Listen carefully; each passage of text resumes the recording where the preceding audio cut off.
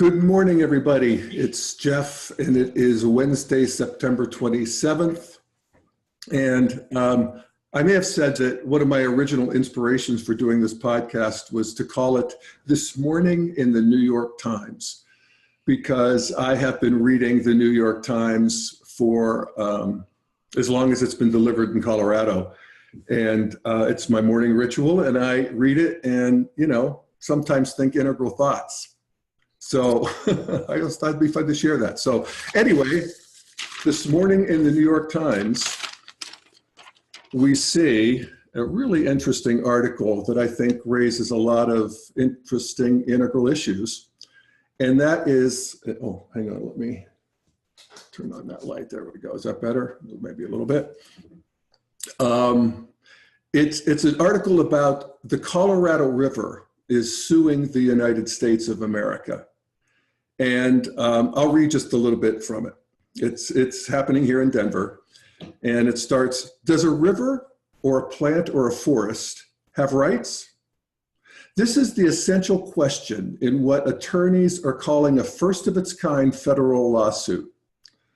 The suit was filed Monday, 2 days ago, in federal district court here in Colorado by Jason Flores Williams, who is a well-known kind of lefty lawyer in Denver who files on behalf of the environment, the homeless, and so forth. And it names the river ecosystem as the plaintiff and charges that Colorado and our Governor Hickenlooper are liable for violating the river's, quote, right to exist, flourish, regenerate, be restored, and naturally evolve. And Flores Williams talks about it. He says, if a corporation has rights, so too should an ancient waterway that has sustained human life for as long as it has existed in the Western United States.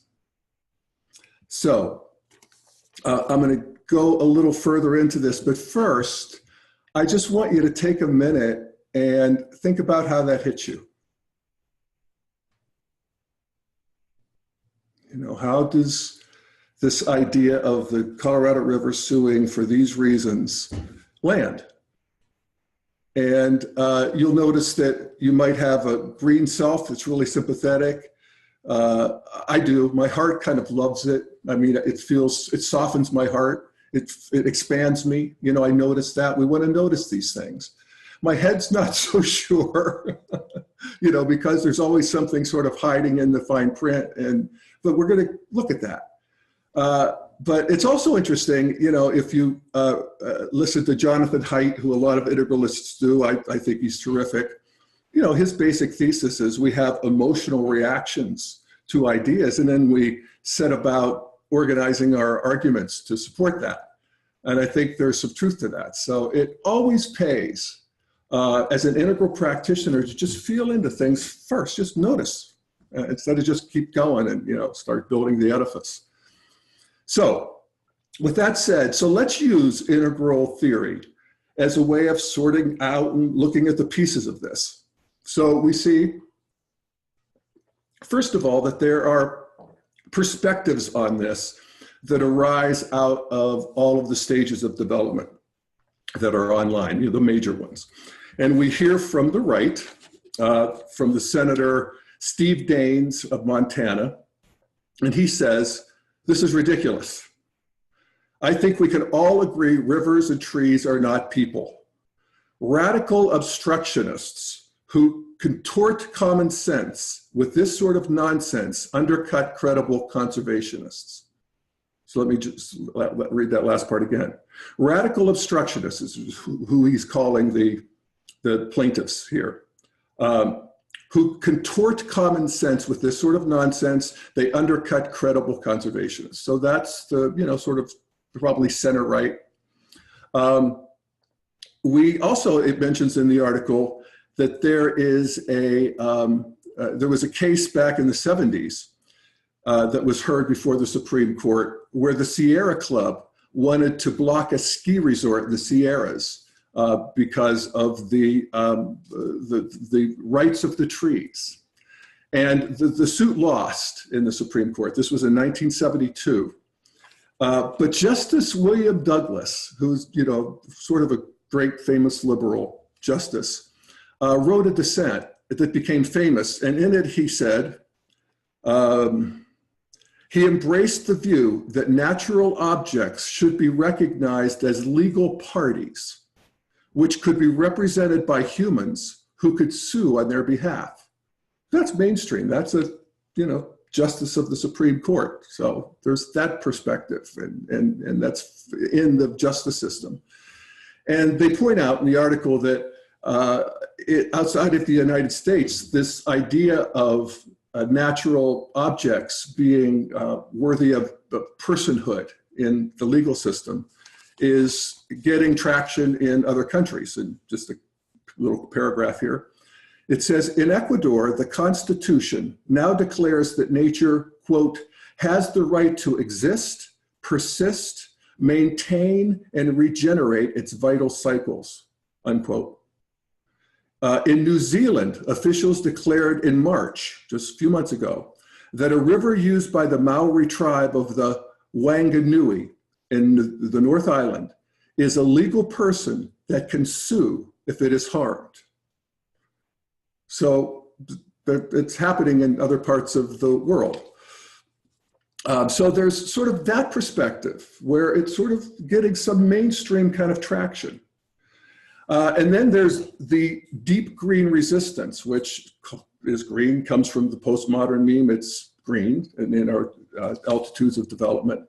And they are filing a friend of the court brief in supporting Flores Williams' case that just came up in Colorado. So they're an official party to this case. And they this is how they describe themselves. Deep green resistance believes that the mainstream environmental movement has been ineffective and that industrial civilization is fundamentally destructive to life on Earth. And this is from their website. This is them. I'll read that first part again. Deep green resistance believes that the mainstream environmental movement has been ineffective and that industrial civilization, this is modernity, excuse me, is fundamentally destructive to life on Earth. The group's task, according to its website, is to create a resistance movement that will dismantle industrial civilization by any means necessary. So, the by any means necessary part kind of makes me a little nervous. But, as integralists, we want to see the piece of the truth of all of these perspectives. The perspective of the, conservative senator that, come on, common sense. I mean, and really from a political point of view, what percentage of the population is going to really be sort of sympathetic to this? Not many, certainly 2/3 aren't. I talked about the mainstream, but also the deep green resistance who has a vision of the world where we are living in a sustainable environment and that we are a harmonious part of that, and we take care of it and we submit to that as a submission to Mother Nature, and that is very beautiful.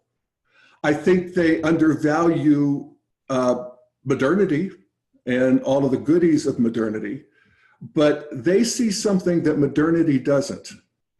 And that's actually what's happening here. And that's what's happening in development in general, is development is an ever expanding circle of what you have an I-thou relationship with, instead of an I-it relationship.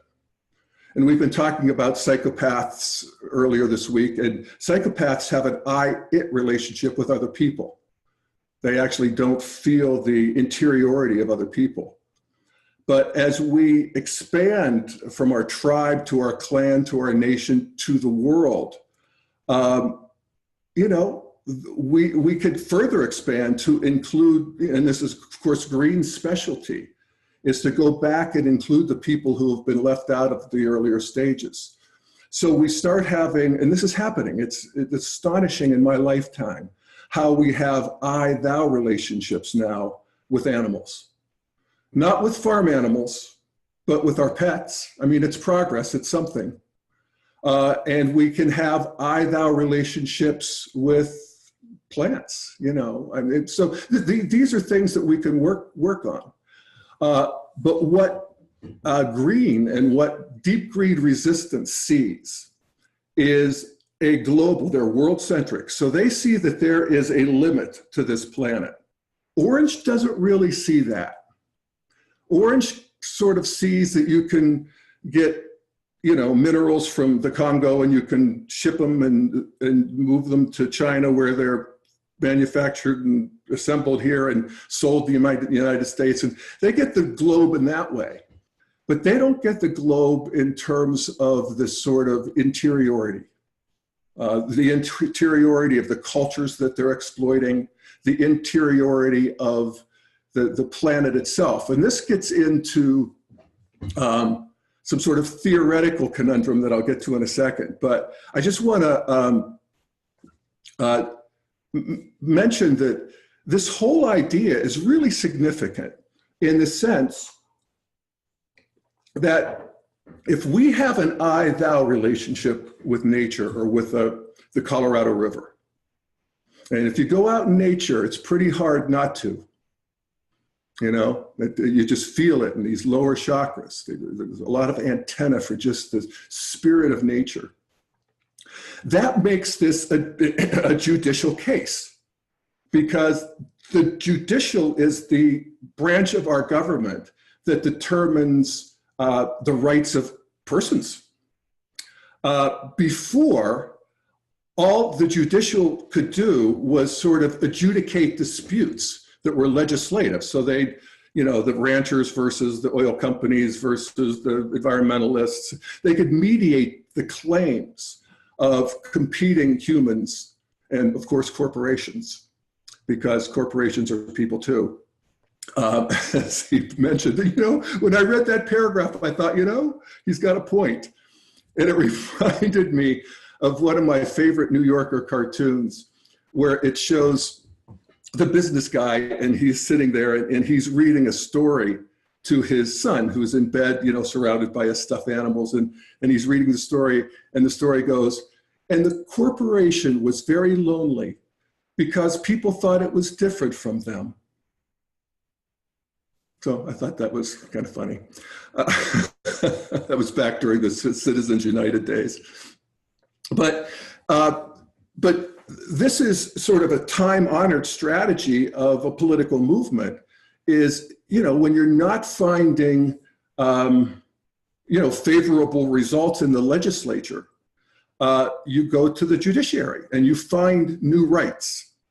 And, you know, we just had one a year or so ago where they found the right to gay marriage, that gay people should be able to be full citizens and get married. Gay marriage, which would have horrified the men who wrote the Constitution.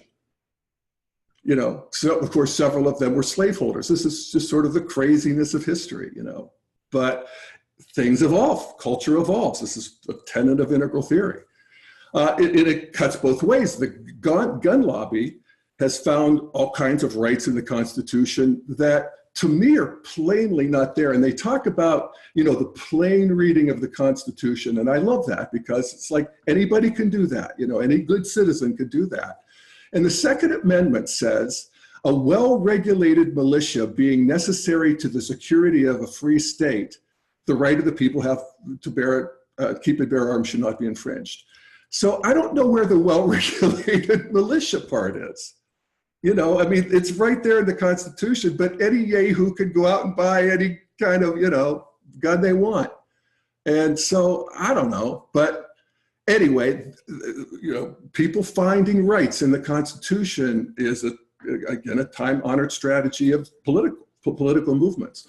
And now, you know, we're finding rights for, you know, nature.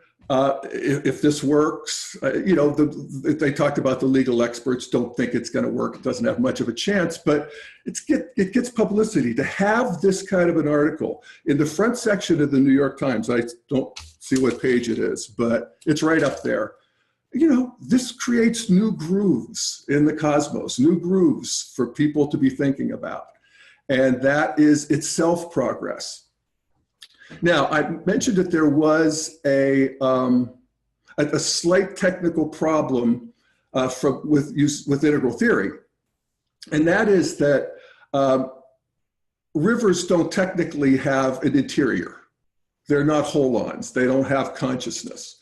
The atoms in the river do. The molecules in the rocks do, but not the river itself. And one of the, I think, really interesting parts of integral theory, aqua theory that Ken Wilber developed, is that dominant monads, the holons, the top of the holon heap are people, and then animals, they have interiority, plants have interiority, down to cells. And, if you don't think cells have interiority, you need to watch this video I saw on Reddit it was magnified. It was a white blood cell chasing after a bacteria. And they were like, almost catching each other and hiding and going around. It was like Pac-Man. And I don't know, it seemed like they were having fun. So, they have an intentionality. And then atoms, I always love the quote from Richard Feynman, the great physicist, that said, when you really look at how atoms operate, the only word that could come to mind is they're being playful. There's just no other way to figure out what they're doing. And I love that. So anyway, can something that's not sentient have rights? And again, this is not a legal argument. I'm just making a little technical point here. But again, anybody who goes into nature of any kind, there's almost no ugly nature. I asked one of my friends, is there ugly nature anywhere? He said, maybe the tar pits. But I could see beauty there. So there is something that is alive in nature that we could feel and we can sort of wrap our hearts around. And so, one of the great things I think about being an integral practitioner is we don't have to contract around any of these perspectives. We can see that these perspectives are in the field fighting it out right on schedule. And that, we want to appreciate the piece of the truth that's in all of these perspectives. And, if we have to make a binary choice, we vote and we do our thing and we, protest. But we have a spacious friendliness to the fight itself. And, that's something. All right.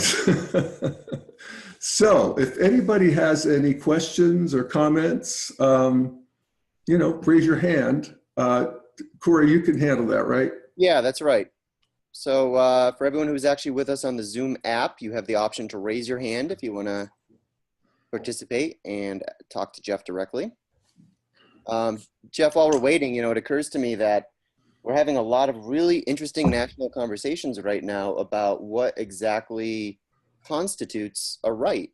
And, the conservative stance that has, sort of won the day so far is that, rights belong to the individual, and they're typically defined by not what you are empowered to do, but what the government is disallowed from taking from you. And that, tends to be sort of the standard argument here. Now we have Bernie Sanders talking about healthcare as a right, which is obvious that that's a completely different category of rights, because that is the type of right that depends on the existence of a society, the existence of a social container to help deliver, whatever resources to meet your needs.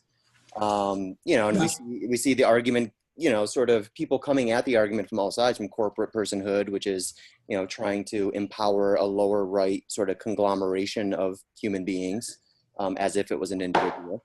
But for me, my litmus test, particularly as it not my litmus test, I should say my Rosetta Stone for this, is, you know, right there in the Declaration of Independence, where we have the right to life, liberty, and the pursuit of happiness. And what that means to me is I think that there's, you know, that was intentionally phrased as a hierarchy.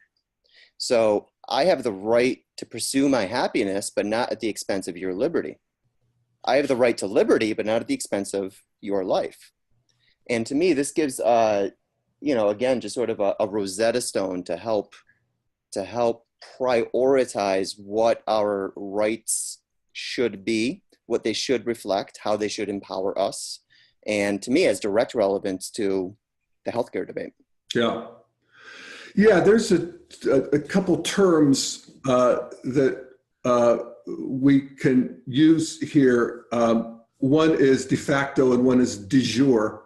Yeah. And we have two sets of rights. You know, we have the de jure, the rights that are written into the law. And there's no right written into the law yet that everybody has a right to health care.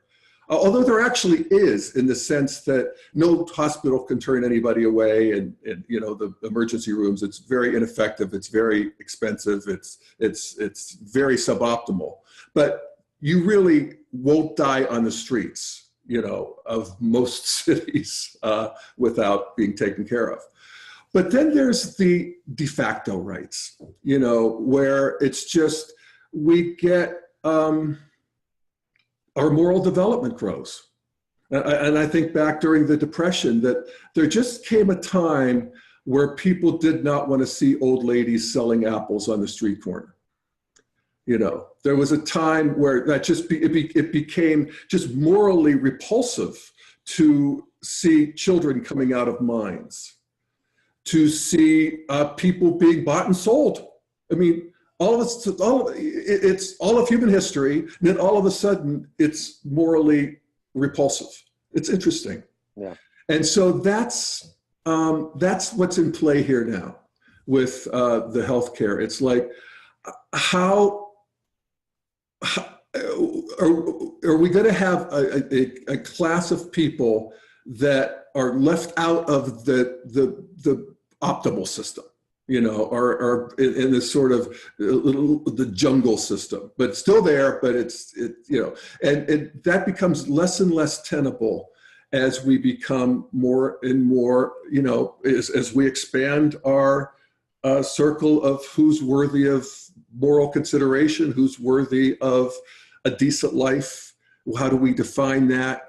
And that is something that we are going to fight about for a while.